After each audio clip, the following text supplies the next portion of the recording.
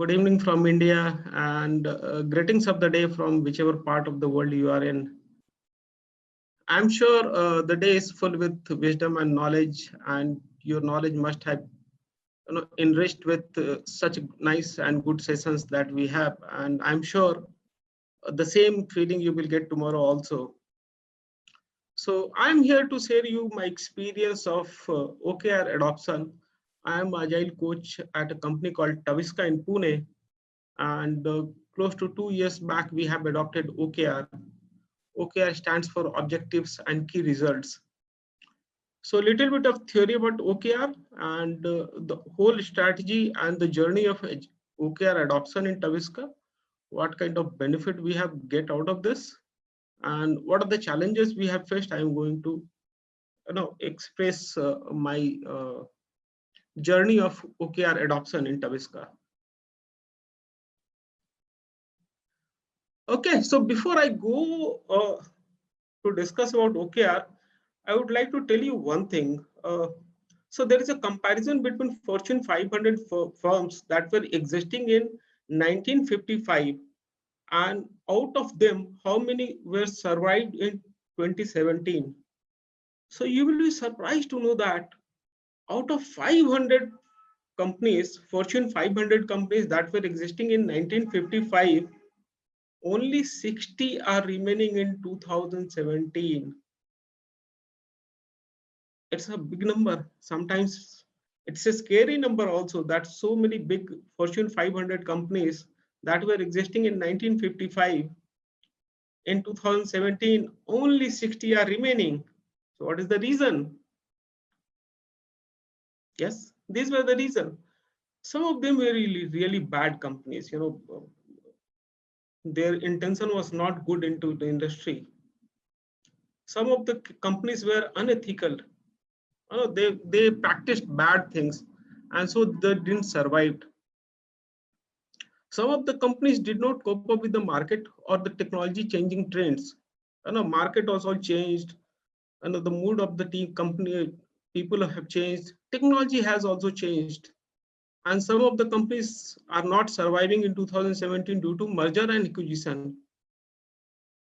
But to your surprise, the biggest reason why most of the companies have not survived, because they have not set their objectives right.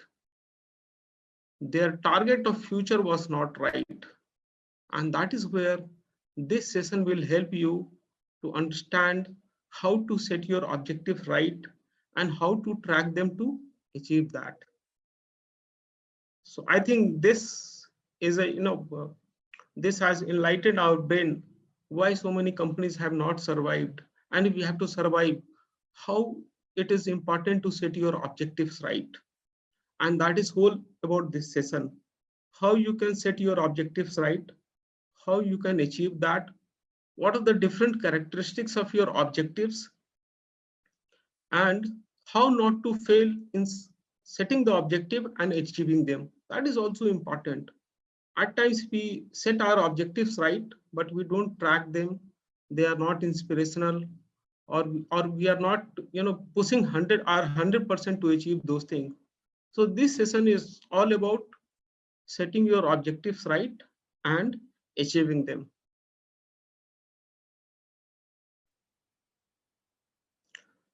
So I'm going to talk about something called OKR. OKR stands for Objective and Key Results. So what exactly is OKR? So OKR is a goal-setting framework for defining, aligning, and tracking measurable and ambitious goals and their outcomes. It's very important to understand this is something which is ambitious. And when we are talking something ambitious, it must be measurable and it must be achievable. So OKR is nothing new. Actually it was invented by Dr. Andy Grove in 70s when he was working with Intel, but it was popularized by his fellow, his name was John Doerr, and it was first adopted by Google in 1999. So OKR is nothing new. It is pretty much existing since close to 50 years now. more precisely, I'll say around 1977, it was evolved and it was first adopted at Intel, not to full length, but as is existing as of now, it was fully adopted by Google in 1999. And you can see, if you read a book by John Doerr called Measure What Matters, so he has written the full story of how Google has adopted this. And we all know from 1999 to 2020 where Google is. So if you look at OKR, OKR stands for Objective and Key Results. So what is objective? So objective should be, must be concrete, it must be action oriented, and the objective must be inspirational. So these are the characteristics of your objective. And the key results are specific and time bound, aggressive, but yet it must be realistic, and very important, it must be measurable and verifiable. So by looking at this slide, you must have started thinking about, hey, it sounds very much similar to MBO or the SMART goals the company is setting for us.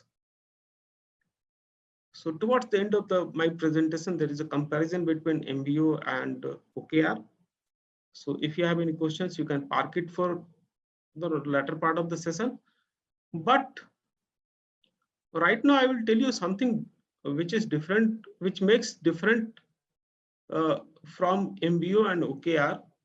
Is at the right hand side, you might be seeing somebody at the moon.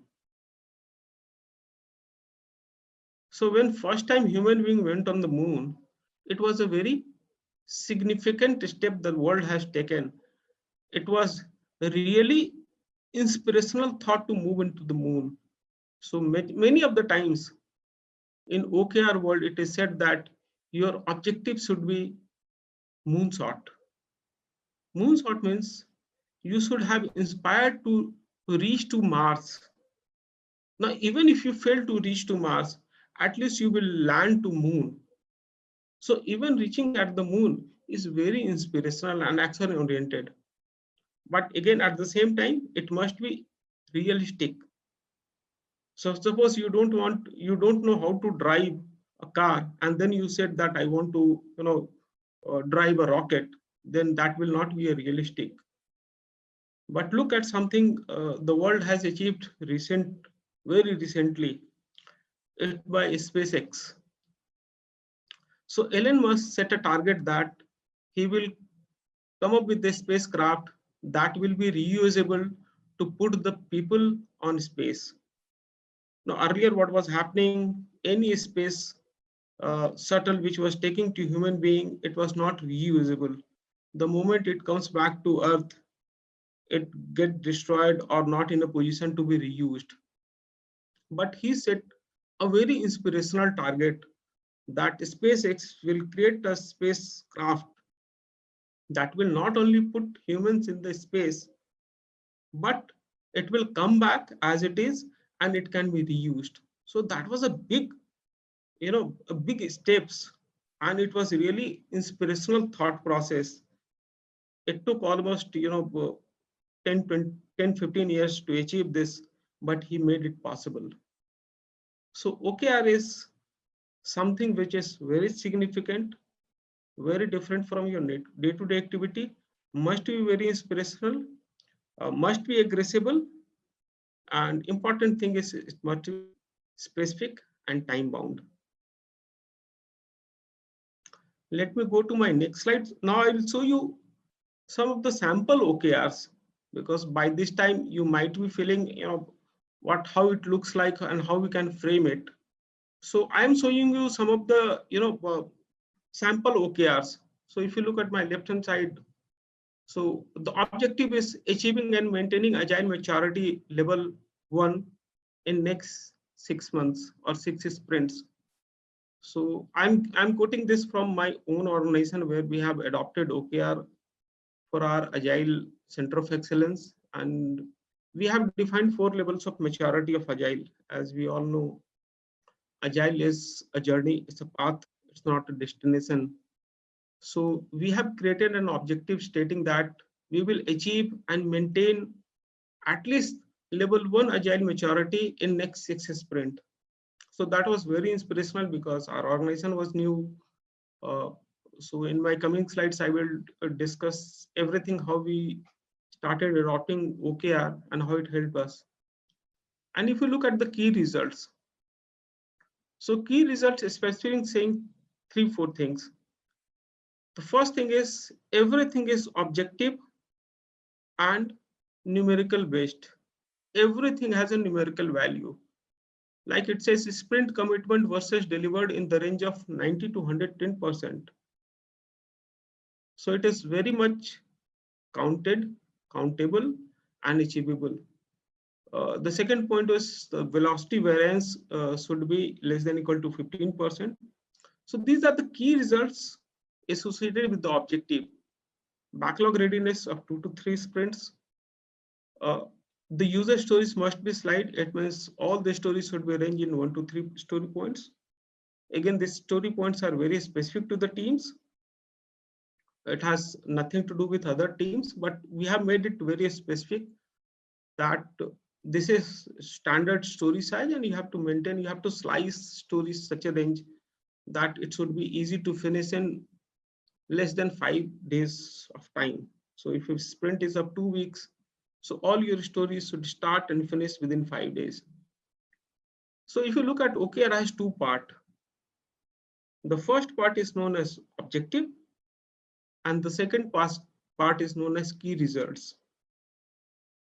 So if you remember my last slide, so key results must be specific, must be aggressive. At the same time, it must be achievable also. If you look at the second objective, so again, it is from my organization. It says create a separate source of revenue for healthcare business. And for all sake of business purpose, I have changed some of the nomenclatures here, but this is one of the objectives. So the objective was to create a revenue, a separate revenue source of revenue. And the key results were generate a 3 million revenue by third quarter of 2021 in the insurance claim business. Provide pre-claim insurance approval to retain 40% of the patient's churn. Generate 1 million revenue by reducing the patient churn by 60% from the billing counters. So these are very specific things. And if you look at the objective, it was very inspirational. We wanted to create a new source of income, new source of revenue for the organization. So each objective should have 3 to 4 key results. Not having, so suppose if you are having 5, 7 or 8 key results, then it is always better to create another objective, because then it will be very difficult to track your key results. So while making this presentation at different companies or different seminars, people always ask me, does it has anything to do with skilled agile framework, SAFe, how OKR is adopted in SAFe? So if you look at skilled agile framework, the recent edition, now OKRs are very much part of skilled agile framework SAFe. And my last example of objective and key results is directly taken from skilled agile website. So the copyright is also stating about that. And now OKRs are part of the strategic theme. So when you are aligning your PA planning, you can define your OKRs or strategic themes through OKR. So again, objectives and key results are very much defined over there. So let me go to my next slide. So what is the advantage of using OKR? And see, OKR is different from your KPIs. So normally KPIs are set for individual level, but OKRs is mainly for the team or for a group of business or for altogether a different vertical or the organization itself. So like KPIs are for your individual objectives. So normally people ask this question: if we have to move to OKR, should we stop following KPI? The answer is no, because the intention of KPI is different. It is more aligned towards your performance appraisal. But OKR is something different. It is not your performance appraisal. It is something inspirational. And I tell you one thing, how it is different than your KPI. Look at the pandemic situation we are into in. The corona has created havoc. Now, can you set a KPI that, okay, in next 6 months, you have to come up with a vaccine and then you will get 20% salary hike? Do you think it will be enough inspirational for scientists to go ahead?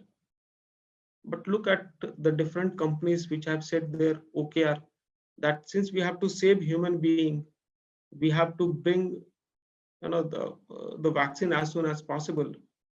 And look what kind of rewards they are getting.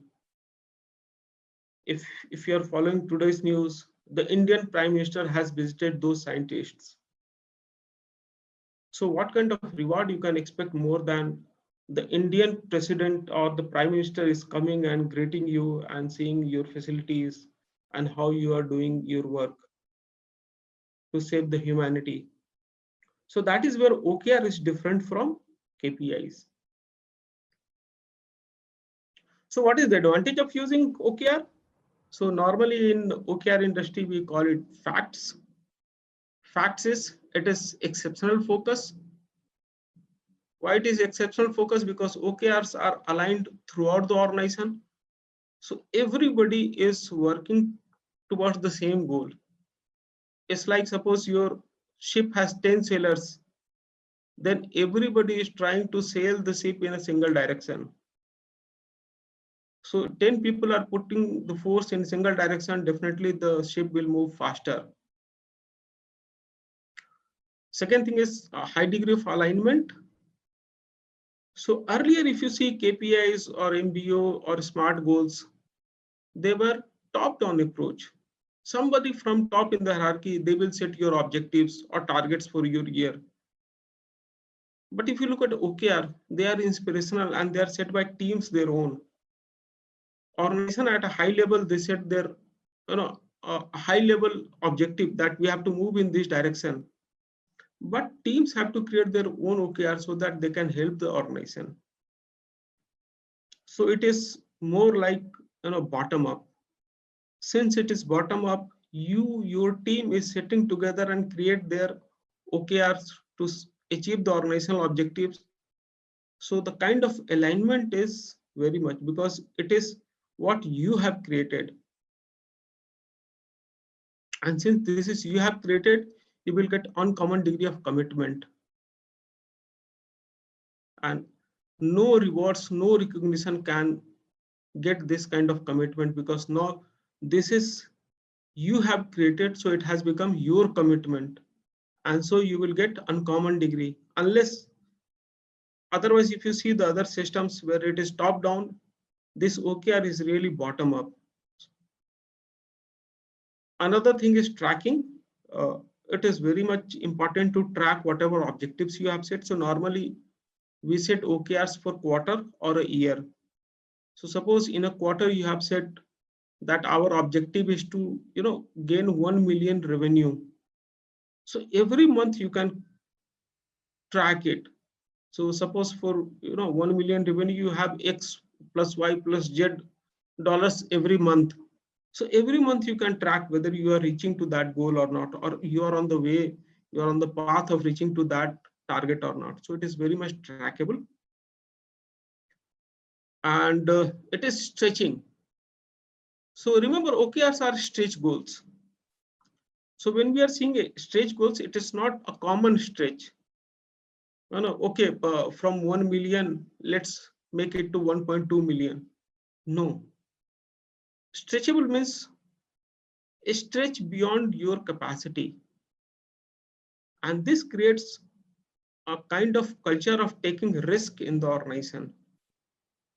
So we always keep talking about, hey, which is the most, risk-taking organization. And I was reading a book that where many people said we are very risk-taking organization. But then when I realized which is the most risk-taking organization in the world, I realized it's a hospital. Now look at what kind of pandemic we are into in. Any patient which is going to hospital is a risk.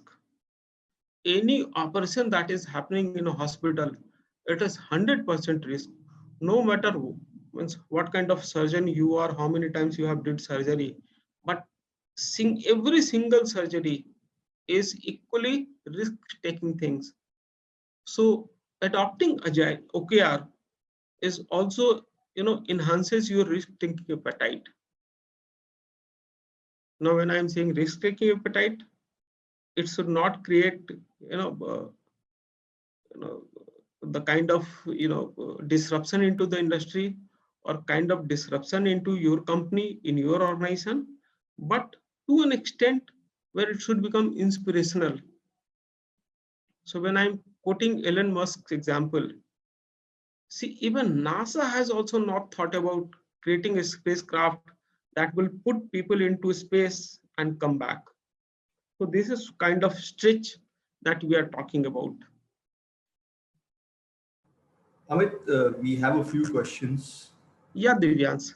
So one question is from Pankaj. So he says that where can we define the OKRs, in the vision or in strategy or in tactics cycle? So vision is always from vision that you have to start defining it, because unless you have a vision, you cannot create objectives and you cannot create actionable items. Another one is from Suraj. Is asking how individual or teams OKR are aligned to organizations OKR. Okay, I'll come to that. Okay. So because this is part of my answer in this particular slide. And there's one more question. Is there a methodology where one can shortlist the key results from other key results for a specific objective?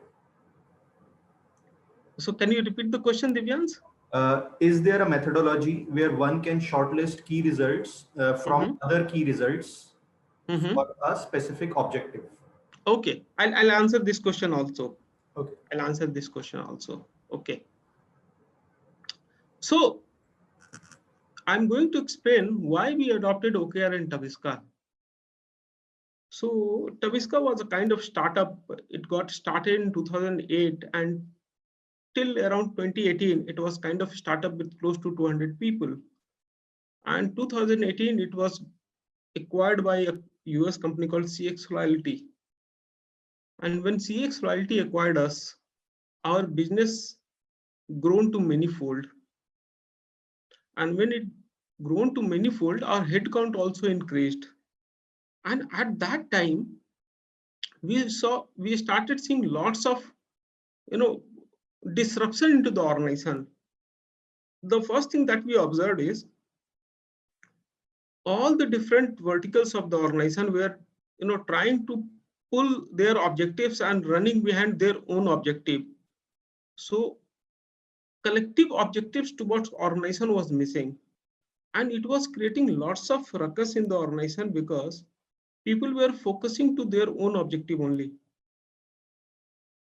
It has created lots of silos within the organization, and this resulted in a situation where everybody was working very hard. Everybody in the organization, all the verticals were running very hard, working very hard, but we were not achieving the desired result. And this has created lots of uneasiness into the employees. So employee satisfaction has gone to a very bad level. At that point in time, we all sit together as in management and we start thinking, hey, why this is happening and what could be a solution? So by looking at lots of case studies, we find something really interesting called OKR. And we started reading lots of material, looking at videos, and ultimately we adopted, we had a consultant who can help us in adopting OKR. So if you look at steps of adoption of OKR. So the first thing is you should have a strong reason to adopt OKR. Now, many companies today, what they are doing is sometimes a word or a process becomes a fad and they start adopting it. So unless you have a strong reason to adopt OKR, please don't adopt it. We had a strong reason because we seen lots of silos within the organization, or lots of employees got dissatisfied with the working culture and the time. So we had a reason, we hired a consultant, and we got a buy-in from our top management, because unless your top management is aligned to this thought process, nothing will work. Because although it is bottom up, but a buy-in from top management is very important. So if you are planning to adopt OKR, if there is a thought process, if you have a strong reason, please discuss this with your top management and take their buy-in. Convince them, hey, these are the challenges and these are the case studies, which is how these challenges can be overcome by using OKR. So normally the third step is, if you're close to 200 or 150 kind of organization, you can go with the big bang approach. But if you are a bigger organization, please identify a function to run the pilot. Don't roll it out across the organization. So identify a function. So we also identified a function. It was our delivery group, because lots of agile coaches and people from agile background were part of this, and it was easy for them, to adopt, understand, and to follow the process and practices of OKR. So we identified our delivery organization and to run the pilot, and for 3 months we run the pilot. So before running the pilot program, we train the group. So we have lots of, we created some OKR chapter champions, who along with the consultant of OKR, we did lots of sessions on training sessions on the group of this delivery group. And for this delivery group, we identify and track the OKR. So we created OKR for first quarter wise. So for each quarter, we have created OKR and we track them. So when we were running the pilot, so there are lots of tools which you can use for creating and tracking OKR. But when we are running the pilot, we tried using Excel sheets. So if you Google, you will get lots of Excel templates that can help you to run the pilot program for OKR. There are many tools also which you can use, and those tools have good connectivity with your other ALM tools like Jira or Rally or whatever tool you are using. So if you are using those tools, you can pull the data from those tools to track your OKR. Somebody asked this question, how we can track the OKR from different systems. So at that time, we have some manual system to pull data from Jira. Like we had OKR where we want to bring our bug density to a certain level, and Jira was really helpful to pull this kind of data. So while tracking the OKR, we pulled data from different systems to track it. After first 3 months, it was really helpful. The organization, the part of the organization with which we were running the pilot, it was really a successful implementation. People started liking it. People started owning it. That was a big change. The moment you start something about new process, people will say, hey, we have so many processes already existing. We have KPIs, we have 360-degree feedback, and now you're talking something different, something new. But when we train the people, they started seeing that how this is helping them to align their focus towards organization goals. Then they started not only adopting it, but they started talking about it. And we have seen a positive response in employee satisfaction. So this was a success story for us. And then we shared this success story with the entire organization. And then we roll out OKR at the organization level. So if you look at right now, the entire Tavisca has adopted OKR, all the functions, right from engineering to product management, to marketing, to sales, to HR. to our recruitment team, everybody has OKR, and people are very much fascinated with OKR. And this OKR has helped us to bring to, first of all, we started eradicating, the silos within the organization. Because if you create OKR, so there is a linkage between organizational OKR to team OKR. So normally we don't, encourage people to create their individual OKRs, because individual OKRs is very much close to something called KPI, and adopting OKR doesn't mean that you have to remove KPI. Both are different things. But after close to 1.5 years of adoption of OKR, we are really happy to see how it has changed, and it has brought miracles in the organization. Now our organization is close to 700 people, and with 700 people's with 200 people, we have seen many silos in the organization. Now we are seeing very less silos in the organization, because everybody is aligned to a single objective, although the objectives are different, but a single directional objective. So everybody is working towards shipping the ship into the same direction. So earlier, all the sailors were trying to take the ship in different direction. Now all the sailors within the organization are trying to take it to the single direction. So the ship is also moving fast. Everybody has a common goal, and everybody is putting 100% of their effort in pushing the ship. So these are the steps of adoption of OKR. Now, the journey is not very simple. You may see lots of failures. So there are a few common reasons of failures of OKR. The first thing is, if you start OKR using measuring the KPIs or not strategies, so probably the OKR will fail. And majority of the teams where they think that let's replace KPI with OKR, definitely the intention of OKR is not fulfilled and it will fail. If you tied performance or salary increment with OKR, okay, you achieve this, you will get 10%, 15%, 20%, 50% of salary increment. Definitely it will not help you.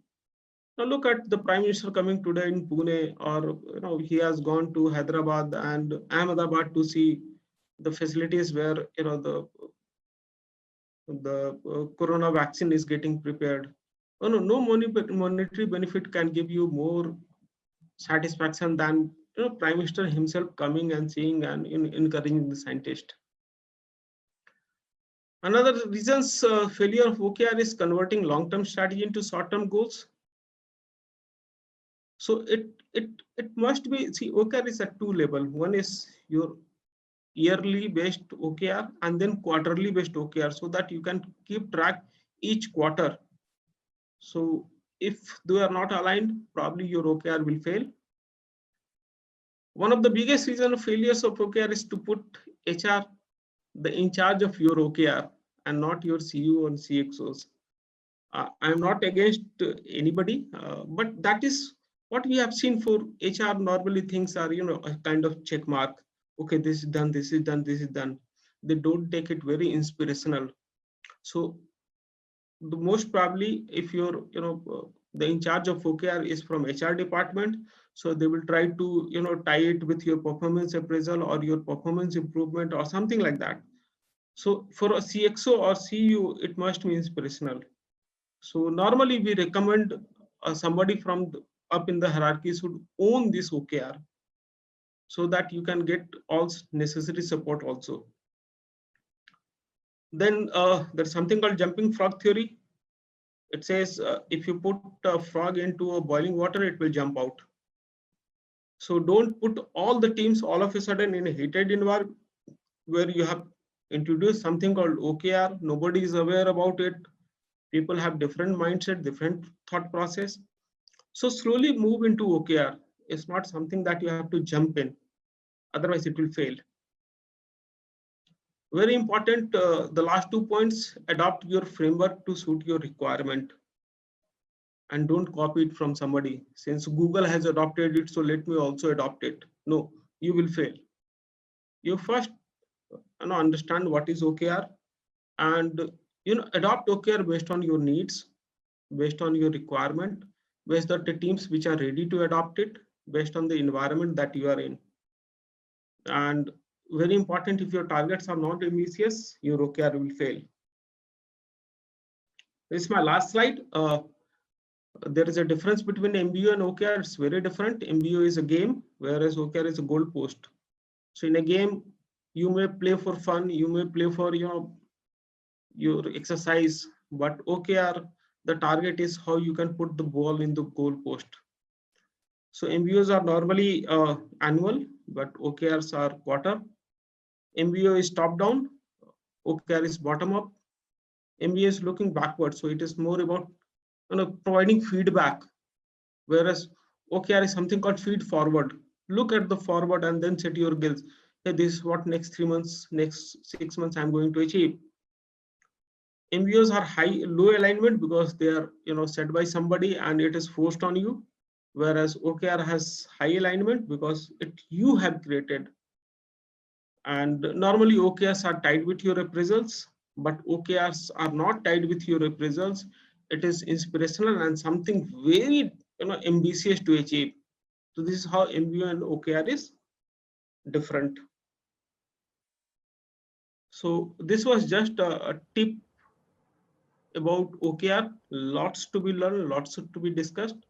But with this, I am closing my deck and I am opening this.